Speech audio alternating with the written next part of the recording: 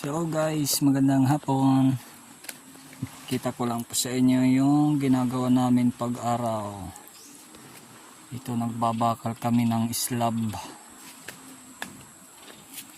Hindi na malaki yung bakalan, so malapit na po namin itong buhusan.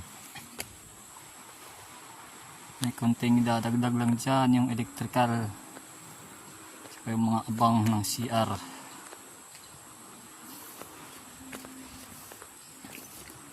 Yan guys.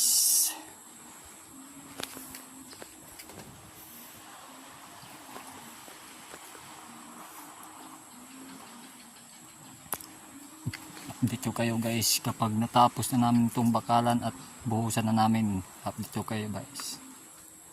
So hanggang dito lang muna mga idol. Shout out. Bye bye.